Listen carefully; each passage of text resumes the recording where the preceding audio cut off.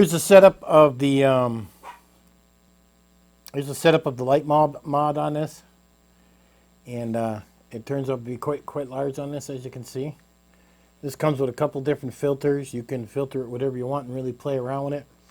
But and it is waterproof. I mean, you can't put the GoPro 8 with the media mod underwater; you'll damage it. But if you had just the GoPro with this light, then you could go underwater with it if you wanted to throw some light. And let me pull this off here for you.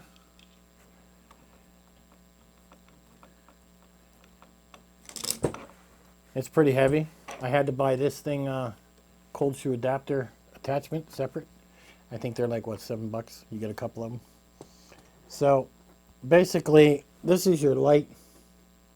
And very shortly, we're going to go out and do some tests of this light. FlashShoot.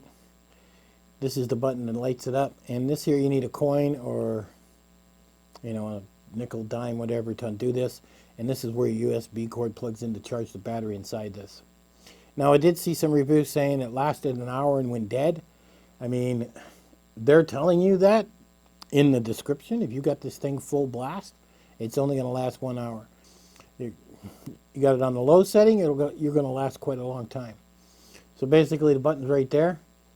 You just hold it down, and then it comes on.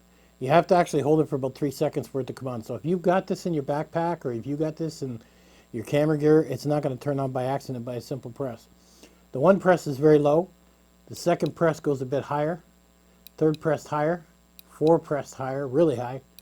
And then you get to your SOS, and then back to your low press. Hold it down, and then it shuts off. So it's like a cube. It has looks like 3 connection points. You can, if you want to, if you don't want that up. I usually keep this up top. And like you'll probably hear me say in the video, when you rub your hand across this, this is up. So when you're in a pitch dark area, and this is where I've tested this, in pitch darkness, you can put your hand on this and know exactly where the button is for light. So anyhow, I'll have a link to this in the bottom. You want to pick it up for your GoPro 8, and maybe it's something you want to put together for your setup.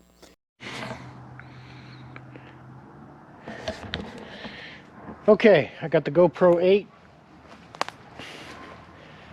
I've got this little cube light I picked up. It's very blinding when I look into it. And I do have a white shade on it to dim it. Now I'm not sure how this is going to turn out. But literally it's pitch black back here. Pitch black. I mean, the GoPro is horrible in low light, so you're going to need some type of light on that GoPro, especially at night. And especially if you're vlogging. And a lot of people going by the media mod from GoPro. But I looked at that light, and I don't think it throws as much light as I'd like. Now this one is on one setting right now. This is the lowest setting. We're going to kick it up a notch, and that brought it up a little brighter.